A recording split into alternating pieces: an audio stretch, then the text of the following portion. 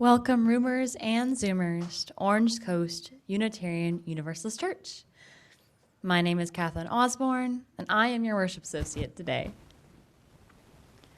I'm joined by Beth Syerson, our Director of Music Ministries, and welcoming you this morning. Karen Magoon-Pearson, our Director of Religious Education, is holding classes for our children and youth at Stanchia Park this summer. Our minister, Reverend Sean Wilshire, is not in the pulpit today, but she has a special message for you. Hello, Roomers and Zoomers. So I'm away this week, but my spirit is with you. For those of you who are new to the church, maybe you're just checking us out or curious about Unitarian Universalism, welcome. Glad you're here. You are in for a treat. This is a wonderful, friendly, fabulous, just all-around spectacular community. I hope you can get to know them, because it can be kind of tough to get to know a new community. But here's the thing, just hang in there, join in one of the activities, and before long, you'll get to know people, and then this becomes your church. Well, today we've planned a wonderful service for you, just blending music and word to bring together a helpful and hope-filled message. We hope it will feed your soul. So without further ado, let's go. This morning, we are delighted to have Reverend Rica Kaufel back to speak. Yay! We love Rika. Reverend Rica Kaufel was born and raised in Germany, graduated from Meadville Lombard Theological School, and has completed her internship with Orange Coast UU Church last June, and was ordained by the congregation in January 2021. She is the part-time minister at the Unitarian Universalist Church of Anaheim and also works as a lecturer for academic English at UCI. Frequently, she volunteers with CCEJ's Building Bridges Camp, taking teenagers from all over Southern California to the mountains for a weekend to teach them about systems of oppression and how to dismantle them. Her favorite thing in the world is spending time with her daughter Elise.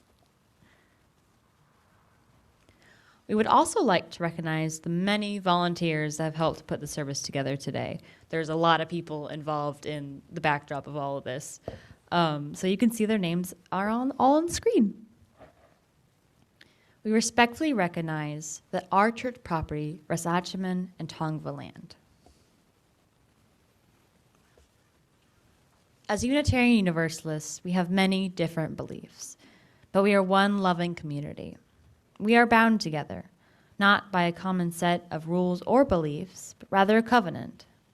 A covenant is simply a promise that whatever our beliefs, we accept one another and encourage each other in spiritual growth. We affirm that all life has inherent value and that existence is interconnected. We strive for justice and compassion in our deeds and relationships, and we are committed to creating a welcoming community without regard to the traits that sometimes divide people. And to our roomers that are physically here, we invite you to silence your cell phones. Please take a minute to do so now. Thank you very much.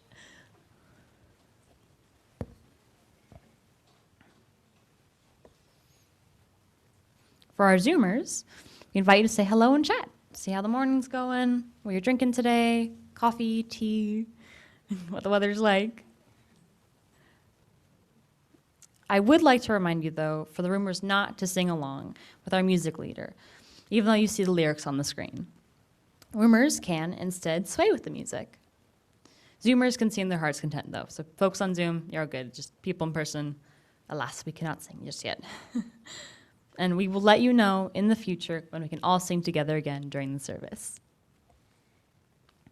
If any of our roomers would like to share a joy or sorrow, please fill out the slip that we handed to you and place it in one of the baskets sometime between now and the offertory. If you prefer not to offer any details, you can simply write your name. During the offertory musical selection, the ushers will be picking up the joys and sorrows slips from the baskets, so keep your eyes peeled for that. I want to extend a special welcome for visitors. If you're seeking a spiritual home, we really do hope that you'll find it here. Later in the service, we will have an opportunity for you to introduce yourself if you'd like to do so.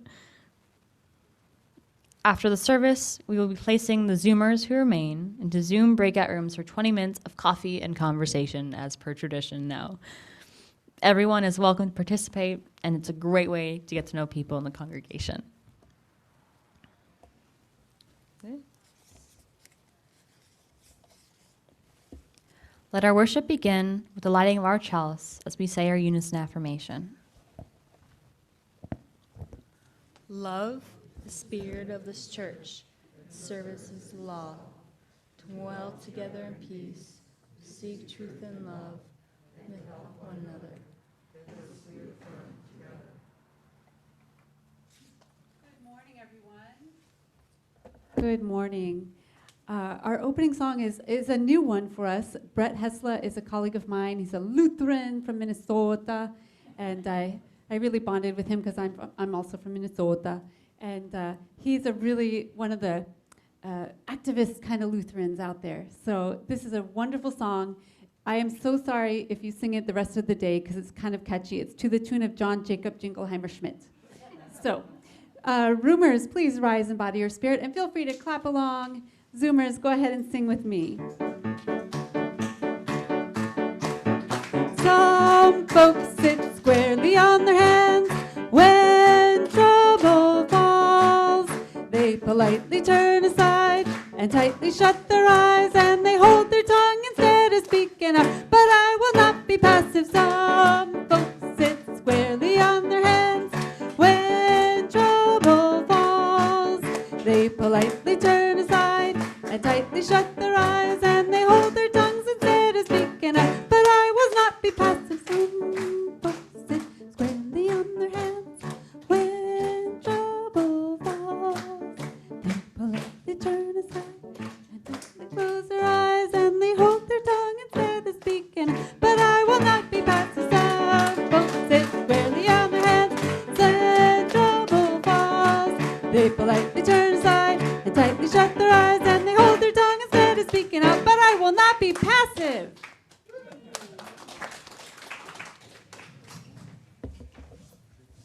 Thank you, Beth. I know this is about Minnesota, but I haven't felt this German in a long, long time.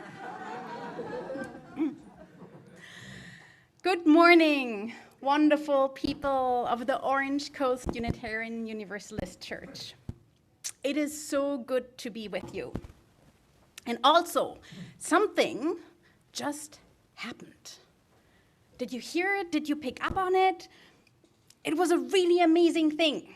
You may have missed it because we do it every single week, so it might just disappear for you in the being used to it, and yet our whole faith is built on it. In the welcome right now, Catherine read our covenant. By doing so, she reminded us of our covenant. She called us into our covenant. And that is so important because it tells you almost everything there is to know about Unitarian Universalists. It tells you that instead of a creedal religion, one that is bound by shared beliefs, we are covenantal, bound by promise. And our promise is not to a higher entity, but to each other. How is that for an elevator speech? Our covenant is our promise to each other. It is what takes a bunch of people and turns them into a community fueled by love for each other, love for the world, love for justice. Our covenant is what makes us us. So even though you just heard it and you hear it every week, I invite you to listen to it one more time, to really open yourself to the promises it holds. Listen to it as if it's the very first time you hear it. As Unitarian Universalists, our spiritual paths vary, but in this congregation we have a covenant. It is a simple promise that where wherever our paths may lead, we will walk them together. We affirm that all life has inherent value and that all existed is interconnected. We strive for justice and compassion in our deeds and relationships. And we are committed to creating a welcoming community without regard to the traits that sometimes divide people. Now, isn't that something? Let us worship together.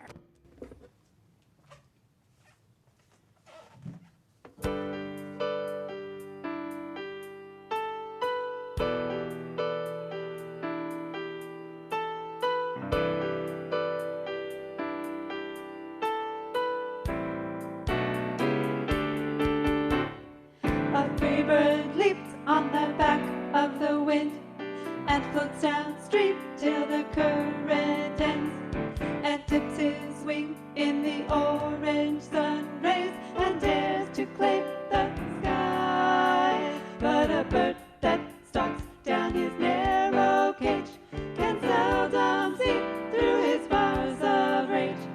His wings are clipped and his feet are tied, so he opens his throat to sing. The caged bird sings with a fearful trill of things unknown but longed for still, and his tune is heard on the distant hill. For the caged bird sings of freedom. The caged bird sings with a fearful trill of things unknown but longed for still, and his tune is heard on the distant hill. For the caged bird sings of freedom. The free bird thinks of another breeze, and the trade winds soft through the sighing trees, and the fat worms waiting on a dawn bright lawn, and he names the sky his own. But a caged bird stands on the grave of dreams, his shadow shouts on a nightmare scream. His wings are clipped and his feet are tied, so he opens his throat to sing.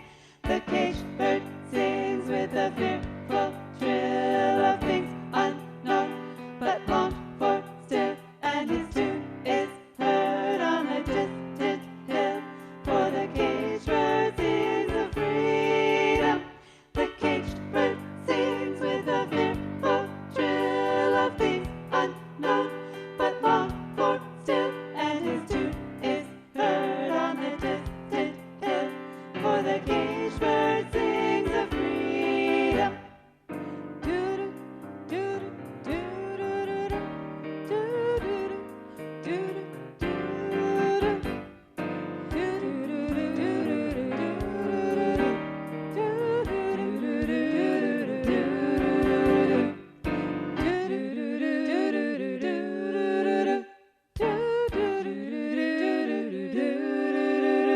The caged bird sings with a fearful trill of things unknown but longed for still, and his tune is heard on the distant hill. For the caged bird sings of freedom. The caged bird sings with a fearful trill of things unknown but longed for still, and his tune is heard on the distant hill. For the caged bird sings of freedom. The caged bird sings of freedom.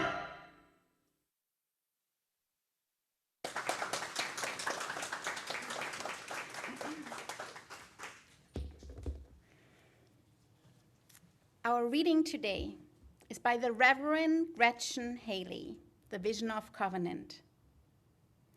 Covenant is one of those words that can initially sound kind of stuffy, academic, and out of date.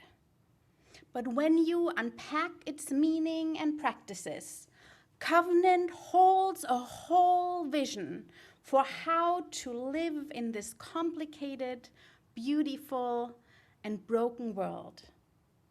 It is a vision that says that we are most human when we bind ourselves in relationship. But not just any relationship. Relationships of trust, mutual accountability, and continual return. This is not what our culture teaches us. Our culture teaches us that what it means to be human is an individual, self-defined, self-determined, separate even. But our UU covenantal theology affirms that being human comes down to the commitments we make to and with one another, the relationships we keep. We become human through our promises to and with each other. And even more than that, covenantal theology doesn't just say we become human through our promising, but also when we break those promises and yet somehow find ways to reconnect and begin again. When we repair the relationship because we know we need one another, even when we think the other isn't doing enough, even when the other is annoying us, or isn't listening well, or isn't doing the things the way we want them done. Even then. When we realize right then that we are still connected, and we can't give up, and so we return, begin again. This beginning again, says our faith, is when the holy and the human meet. Our covenant calls on every single one of us. It calls us into a relationship. It is communal, yet it calls on the individual. But sometimes individuals fail. We are only human after all. So we also have institutional mechanisms, both in our denomination and right here at this church, that strengthen our covenant and help us stay in covenant with each other and with the leaders of this church. One of them is the Committee on Ministry. And since some of you may not know this committee exists, or maybe you know, but you don't know the kind of work it does, I would like to invite Tom Lockery up here to tell us a little bit about it.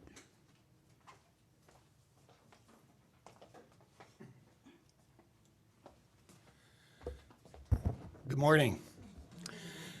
So I'm one of the three members of the Committee on Ministry. Catherine Martin back here is another member. Sharon Leshen, who I believe may be on Zoom today, is our third member. And we sit usually monthly, not always, but usually monthly with Reverend Sean to talk about issues that affect her ministry and the congregation.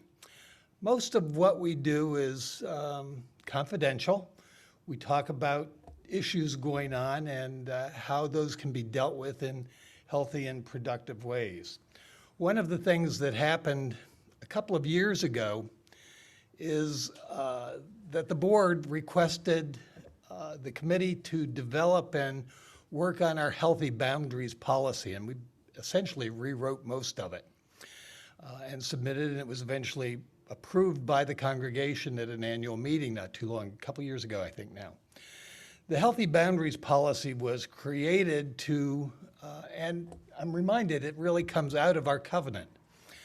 But the healthy boundaries policy was created to help us avoid potential problems. But if they do, it provides a roadmap as to how we deal with those kinds of problems that may occur and how we keep the congregation in a safe place most of the time, if not all of the time. Fortunately, it's not a policy we have to visit very often, but it's there if we need it. It's in our standing rules. If you ever have an interest, you can actually go online to the church website and look in the members portion of it, and you can find it, and along with all the other bylaws, and take a look at it and see what it has to say. But it's an important document for the health of this congregation, and it's one that the committee has worked on for a long time. I would invite you, if you have questions or concerns or ever have an issue, to contact one of the members of the committee or contact Reverend Sean directly. She brings all of these issues and any other concerns to the committee, and we have an opportunity to discuss them fully and to work out appropriate solutions that benefit the congregation. So thank you, and I appreciate the time.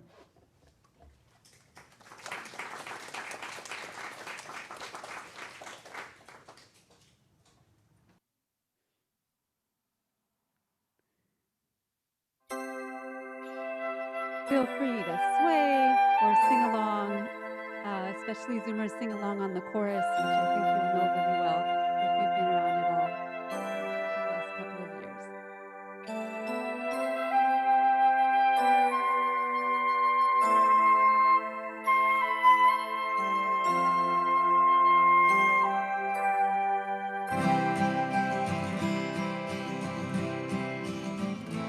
To be humble, to be kind. It is a giving of the peace in your mind. To a stranger, to a friend. To give in such a way that has no end. We are love. We are one. We are how we treat each other when the day is done. We are peace. We are war. We are how we treat each other and nothing more. And to be bold, to be brave. It is the thinking that the heart can still be saved. And the darkness can come quick. The danger's in the anger and in the hanging on to it. We are love. We are one. We are how we treat each other when the day is done. We are peace. We are war. We are how we treat each other and nothing more. Tell me what it is that you see. A world that's full of endless possibilities. And heroes don't look like they used to. They look like you do.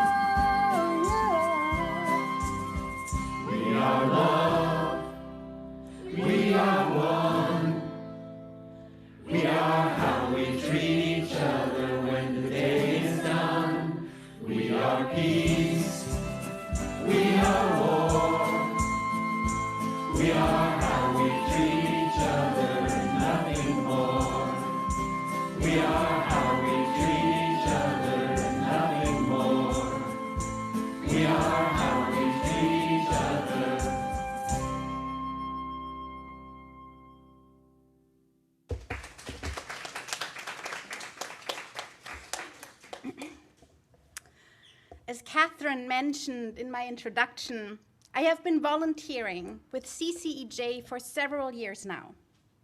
CCEJ, the California Conference for Equality and Justice, is an organization dedicated to confronting bias, bigotry, and racism through education, conflict resolution, and advocacy. They're based in Long Beach, and though they have different programs, including a restorative justice program, diversity and workplace inclusion programs, and conscious classrooms, a program implemented at high schools in the entire area, they are most well known for their Building Bridges Camp, which in the past was called Brotherhood Sisterhood Camp, a 3-day overnight program for high school students focused on exploring issues of oppression, justice, and the impact those forces have on their daily lives. Students also learn concrete strategies for advocating for justice in their schools and communities. I volunteered at these camps, sometimes up to 3 times per year, for at least 5 years. The camps take place at Pilgrim Pines, part of the same forest as our beloved Camp de Benneville. Though not as high up, they share the same mountains, the same fresh air, the pine trees, and the unpredictable weather. Yet while spending time at Camp de Benneville is usually a break from all the hustle and bustle, a time of rest, rejuvenation, and bliss in nature, Building Bridges Camp is rather exhausting. I mean, what else would you expect from taking roughly 100 high school kids up to the mountains and doing some really deep and honest work around racism, for example, or gender justice for up to 10 hours per day? And yet, I kept volunteering there, even while I was completing my internship here with you, though, as some of you know, I was pretty busy during that time. Seminary, my work at UCAI, raising a child, and being your intern. Many people, including Reverend Sean and my loving and supportive intern committee, questioned if adding to my plate in this way was absolutely necessary. But to me it was. Building Bridges Camp was my church away from church. It really was. You may ask why. Well, I learned a lot about oppression, about systems of oppression and the effect they have on individuals. I learned a lot about where I stand within those systems, and together we started dismantling these systems, one camp at a time. But also, I worked with an amazing group of people, specifically young people. The students who came to camp were great, and many of them came back the next year as youth leaders, or a couple of years later as young adult volunteers, developing not just a keen sense for justice, but also their own leadership skills. And if they are any indication for the future, then rest assured, we are in good hands.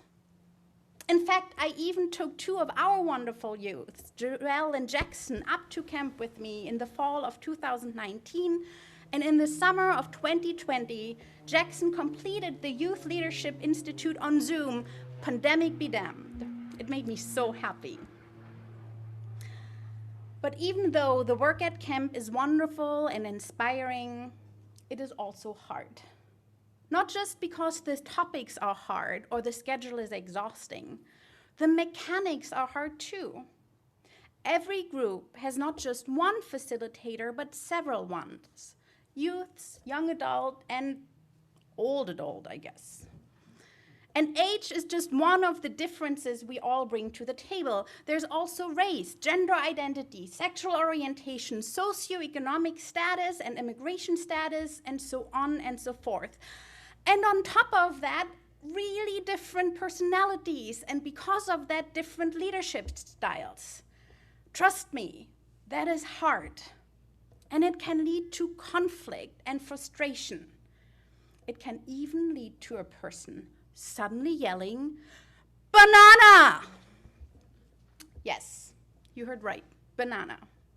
And while it may sound silly, banana is important. It was life-changing to me. Banana is what I sometimes yell in my head at others, and sometimes even at myself. You ask what it means? Well, banana is a code word, clearly, but it is more than that.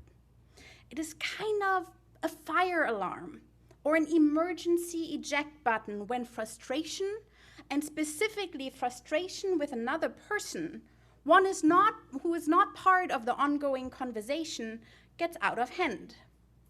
In times of conflict, we all need to vent sometimes, to let off steam, to calm down, to get the anger out before we approach a situation more constructively, ideally by having a direct and honest conversation.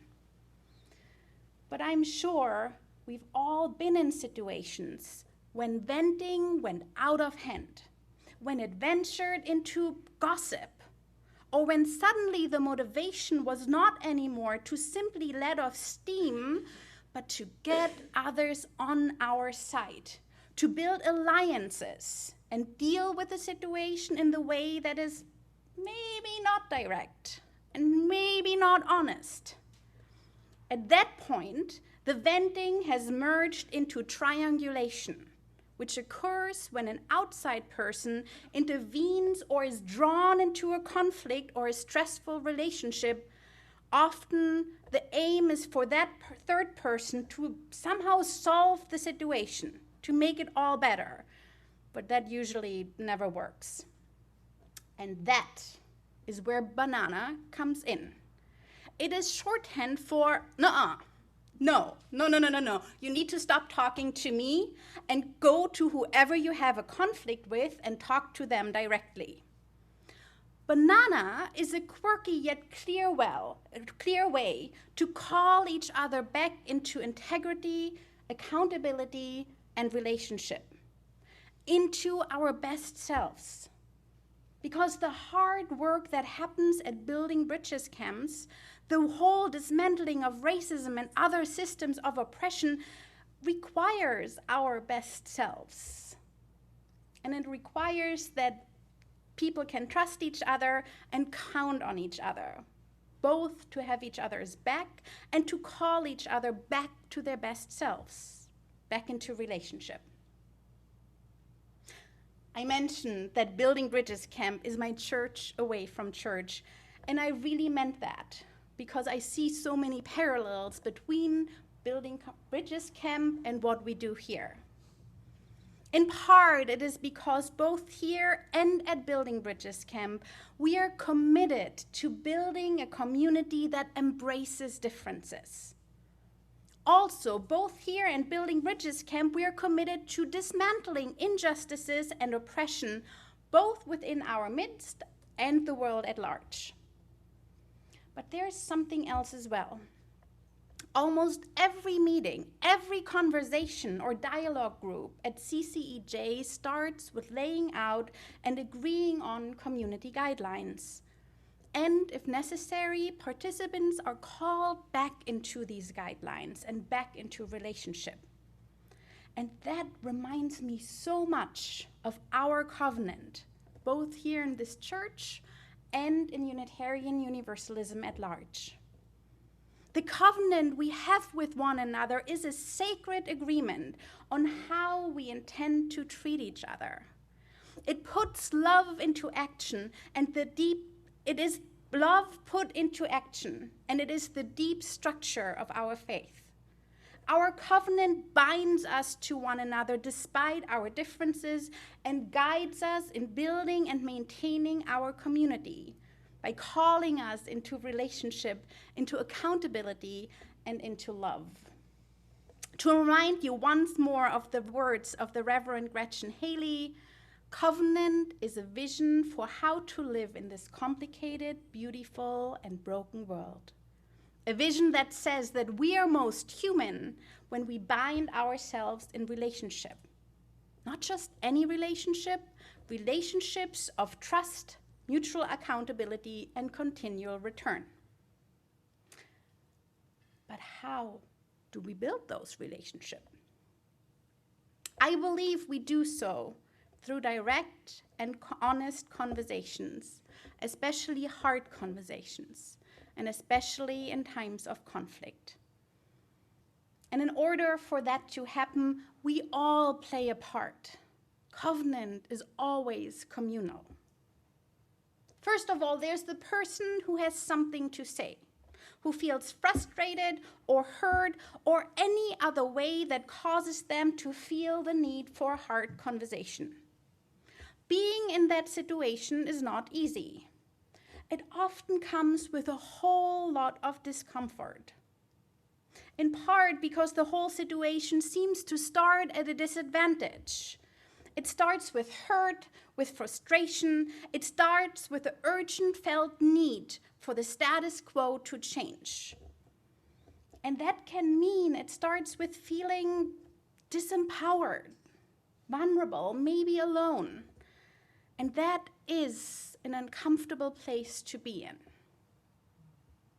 But I think there's more to it. We live in a culture that asks of us to be nice and polite. We do not want to offend. We do not want to cause discomfort for anyone, and doing so causes us discomfort. We fear that not being nice is the same as not being kind. And aren't we supposed to be kind? So how do we have hard conversations without suddenly being or being perceived as unkind? But nice is not kind. Nice is passing someone the salt shaker with a smile. Kind is passing someone the truth with a smile. So while niceness may make your meal better, kindness is what makes your relationship better, deeper, and more trusting. In her book, Dare to Lead, Brené Brown explains it like this. Over the past several years, my team and I have learned something about clarity and the importance of hard conversations that has changed everything from the way we talk to each other to the way we negotiate with external partners. It is simple but transformative. Clear is kind. Unclear is unkind. Feeding people half-truths or BS to make them feel better, that was her word, and I tamed it down, just saying. To make them feel better, which is almost always about making ourselves more comfortable, is unkind. Not getting clear with a colleague about your expectations because it feels too hard, yet holding them accountable or blaming them for not delivering is unkind. Talking about people rather than to them is unkind.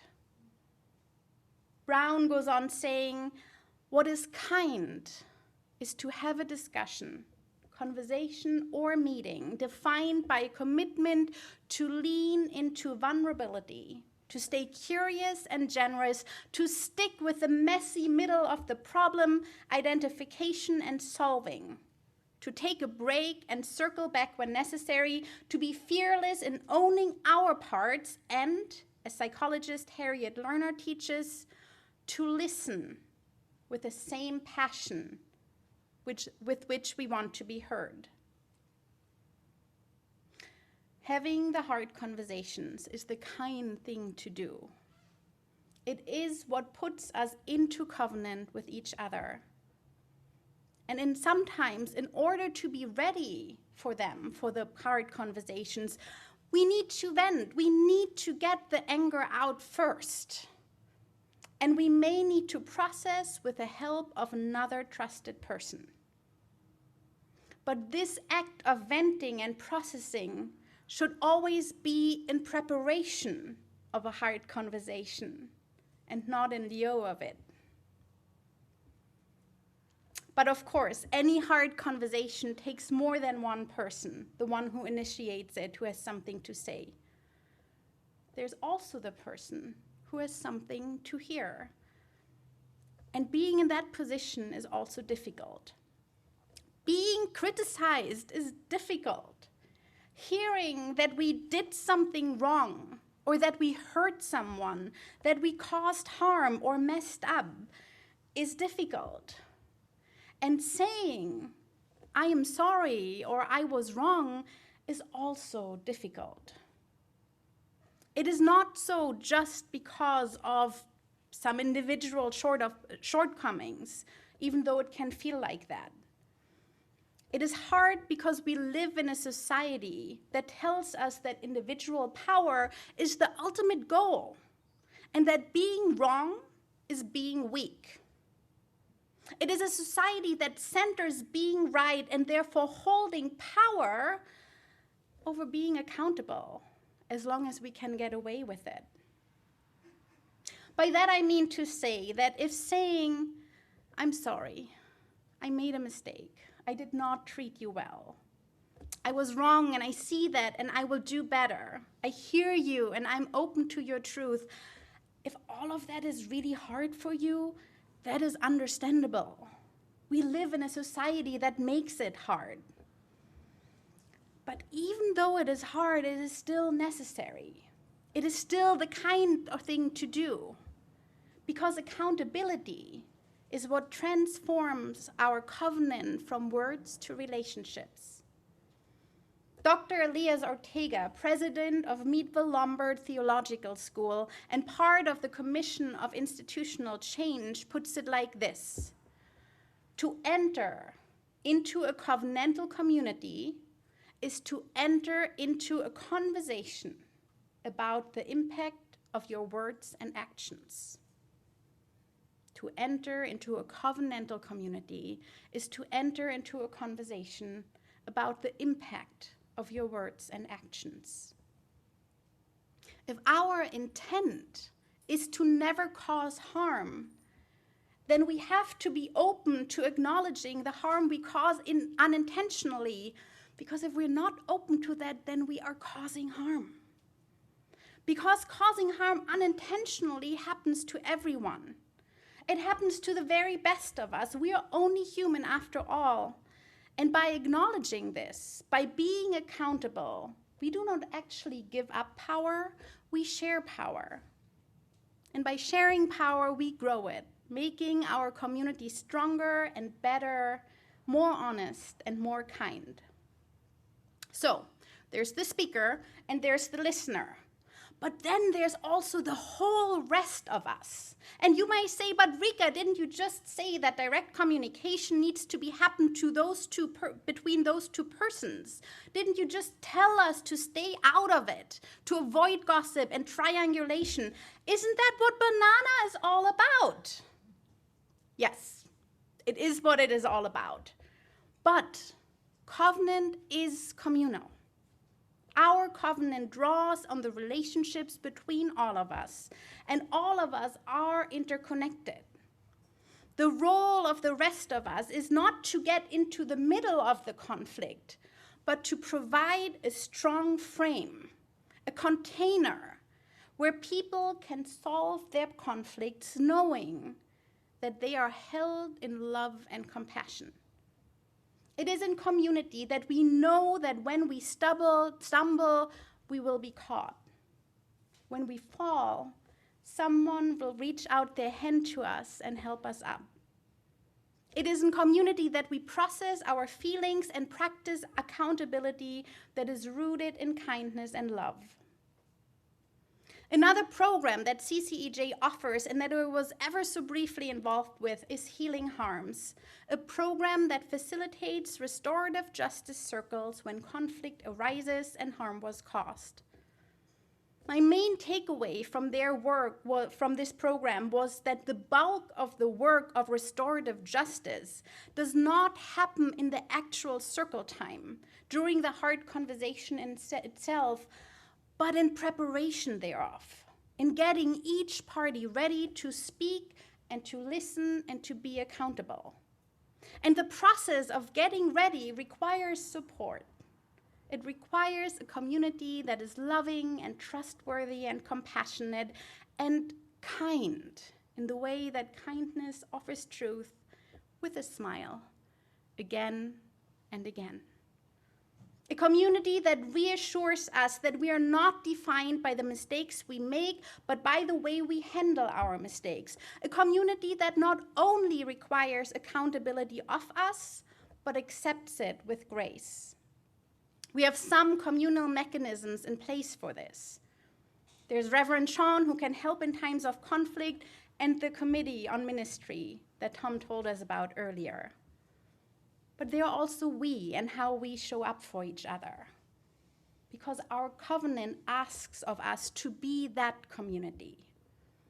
Our covenant asks of us to be the person who starts hard conversations and to be the person who responds with openness and accountability, and also to be part of the community that holds them both, and not just within these walls. I said Building Bridges Camp is my church away from church.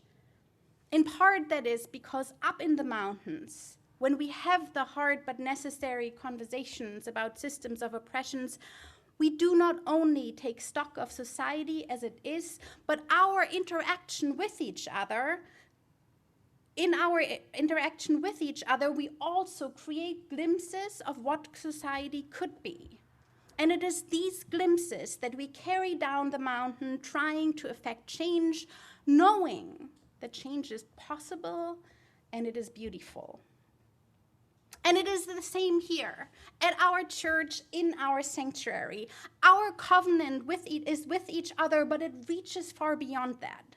I believe that the way we learn to show up for each other in the safety of our sanctuary and our community is something that we can know that we must carry into the wider world. We do not need to wait for a culture change. We are the culture change. We are the people in the sanctuary and out in the world who can share power instead of hoarding it, who can listen, who can show up with accountability and grace, and who at times can even shout, "Banana." May it be so, and blessed be.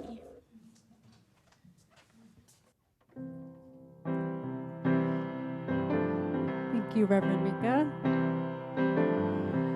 Roomers, please rise and body your spirit so you can feel free to sway along.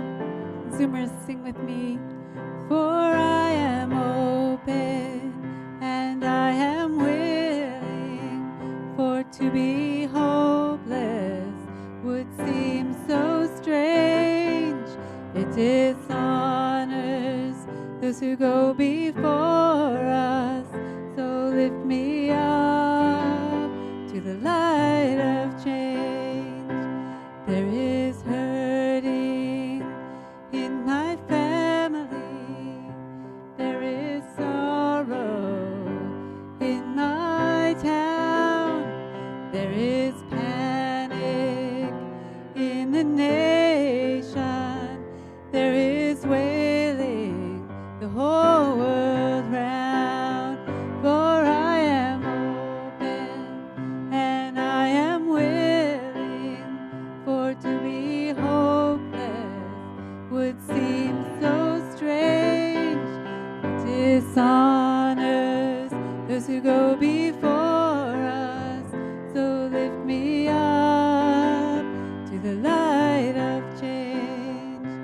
May the children see more clearly, may the elders be more wise, may the winds of change caress us, even though they burn our eyes. For I am open and I am willing, for to be hopeless would seem so strange. It dishonors those who go before us, so lift me up to the light of change.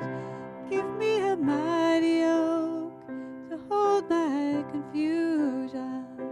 Give me a desert to hold my fears. Give me a sunset to hold my wonder. Give me an ocean to hold my tears. For I am open and I am willing, for to be hopeless would seem so strange. It dishonors those who go before us, so lift me up to the light of change. So lift me up to the light of change. So lift me up to the light of change.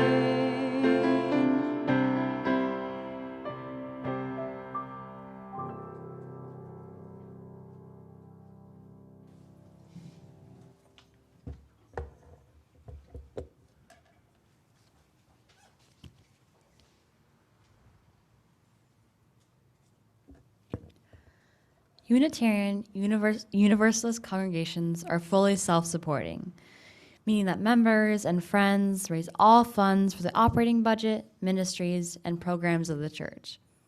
We're ever grateful for your gifts of time, treasure, and talent. OCUC amplifies that spirit of generosity by sharing 1/2 of the plate we receive with an organization that shares our values. This month, we are supporting Stand Up for Kids, which is a really awesome program. It's based in Orange County, and it serves homeless and at-risk youth, and working our own accountability of helping those in need, especially the youth. They have different programs of street outreach. They have a drop-in center. There's school-based preventions. There's drop-in apartments and housing support. So let's support them. There are multiple ways in which you can support the church and this organization. You can mail a check. You can go through our website, use an app called Give Plus, or if you're a roomer and present today, you can place your offering in a basket as you leave the service today. The choice is yours. All the information is on our website should you need it. As always, thank you for your generosity.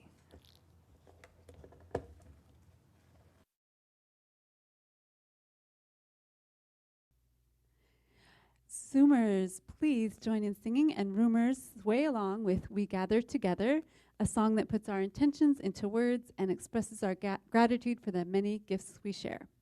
We gather together, we gather as one, for peace, love, and justice for everyone. We give from our hearts to show that we care. We can change lives with what we share.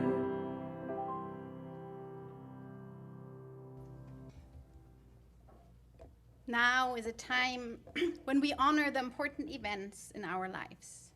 You're invited, one and all, whether you are a member, friend, or visitor, whether you're a roomer or a Zoomer, to participate in our weekly ritual of joys and sorrows.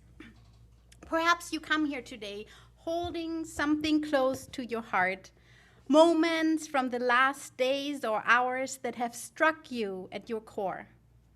If you'd like to honor such a profound joy or sorrow, you're invited to do so.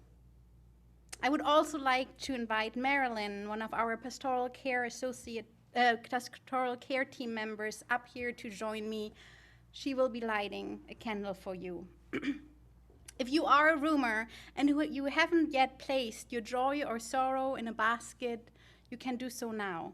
An usher will pick up the basket in a moment, and I think most of you handed it in, but if somebody still has one, just raise your hand and wave. If you're a Zoomer, you can write your joy or something in the chat, or simply write, "Please light a candle for me," if you prefer not to share your details. Let us take a few moments of silence as Beth plays some music for us and the ushers retrieve the baskets.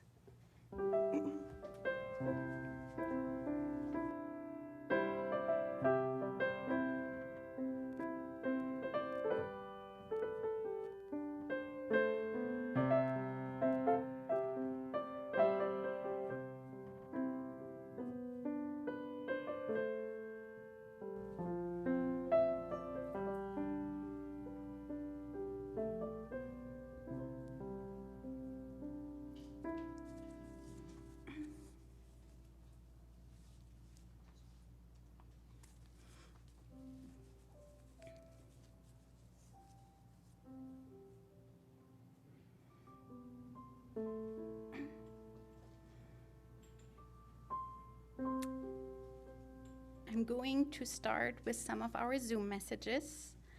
Linda Clough says, "I'm joyful for my life, my family, my friends, my church. I am 84 today. Happy birthday, Linda." And Jim says, "Happy 84th birthday to Linda Clough." Jenny Chan says, "Please light a candle for me." Francie Coleman says, "A joy, healing from a recent kitchen fall last month. Keep pathways cleared, my new motto and advice." We also have a joy from Simone Bentley. My godson is 3 months today in Portland. My other godson in England, almost 4, had an accident and broke both wrists. Oh. Sending healing thoughts to him. Jen Rovin lights a candle of saying sorry. I'm sorry I forgot to bring the flowers that I signed up for. I forget many things these days. Jen, you're bringing beauty wherever you go. You are our flower.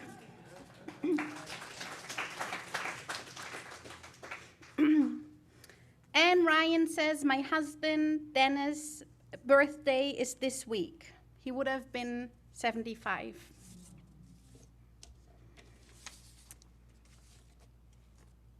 Elaine Diorio says, Sarah H. had a hip replacement on Tuesday and is at home recuperating. She welcomes healing wishes and cards. There's a card for her at the caring table. And Meg Wilson also says, wishing Sarah Hunter a speedy recovery from her recent hip replacement, sending hugs. There were 2 that were sent in. Dolly Duran says, on July 27th, my son, Albert, will have been gone for 12 years. He was 43 when he passed. A joy while he lived, a sorrow since he's gone. Yeah. And Rolf Haller says, my appreciation to Euless Aiton for keeping the OCUC Writers Group going, to Jamie Pendarvis for coordinating our Sunday flower display, and to Jen Maybe for coordinating the Saturday night rainbow films. Nancy Lochry lights a candle of love and caring to those in our community who are dealing with COVID-19, and for all of us struggling to be safe for everyone. And Marilyn also lights a candle of concern for one of our congregants who was fully vaccinated yet tested positive for COVID this past Wednesday morning. There was no exposure at the church though. Sending healing thoughts and positive energy for uncomplicated recovery while they're in their own home.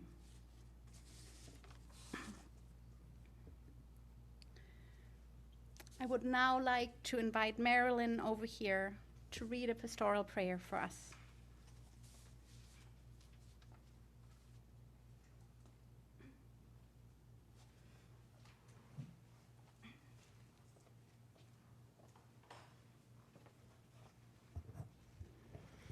This is adapted from the prayer of St. Francis.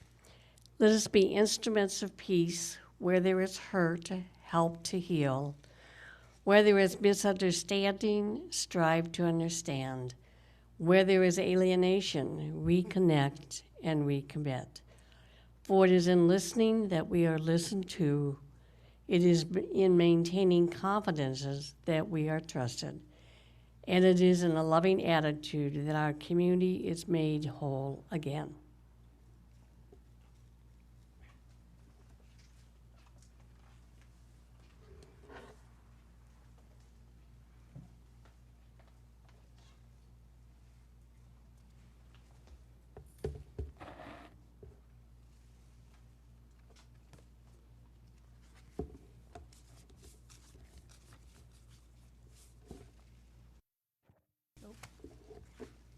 Sorry about that. Let us join together as extinguish the flame of our chalice and say together, extinguish our chalice, not the light of truth, the warmth of community, or the fire of commitment. These we carry in our hearts towards together again.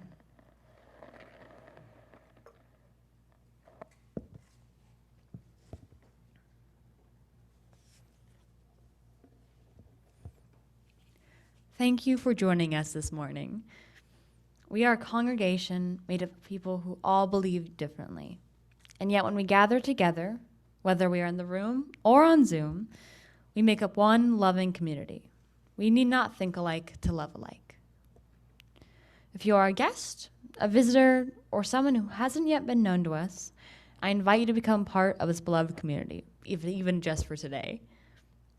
We encourage you to either write in the chat or stand for a brief moment and tell us your name and where you're from. If you are here in Daniels Hall, we will bring a microphone over and hold it for you. Please speak towards the microphone so our Zoomers can hear your name and where you're from. Let me check Zoom.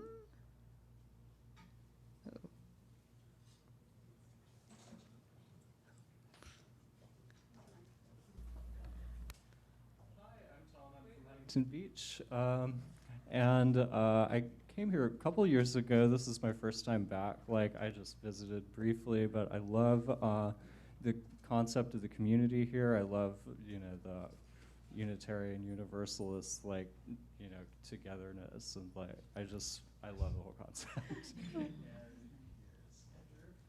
I'm Andrew. This is my first time here. I'm a student at Cal State Fullerton. I'm getting my master's in economics, and I'm looking forward to meeting everyone. Yeah, welcome. Yeah. Awesome.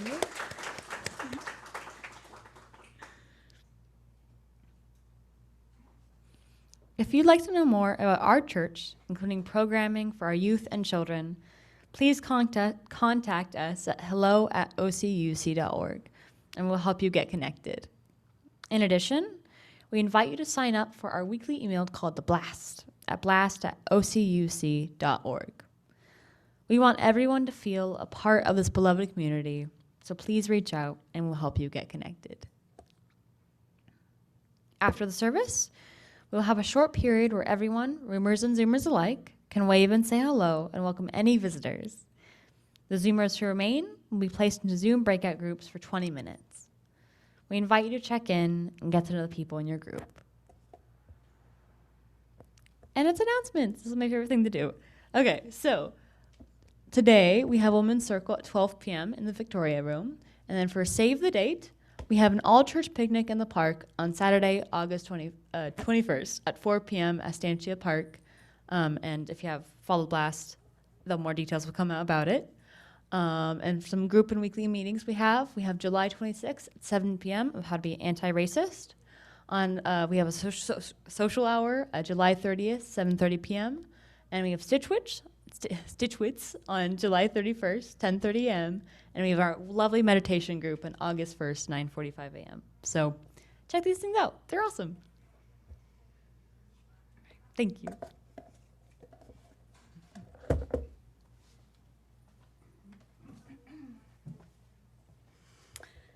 In the words of the Reverend Teresa Ines Soto, in this community, we hold hope close. We don't always know what comes next, but that cannot dissuade us. We don't always know just what to do, but that will not mean that we are lost in the wilderness. We rely on the certainty beneath, the foundation of our values and ethics. We are the people who return to love like the North Star and to the truth that we are greater together than we are alone. Our hope does not glimmer of an indistinct future. Rather, we know that the way to the world of which we dream, and by covenant and the movement forward of one right action and the next, we know that one day we will arrive at home. May it be so, and blessed be. And now let's sing our way to our benediction. Be safe, be well, you mean the world to me. Be safe, be well, you mean the world to me. This service is over. Let our service continue.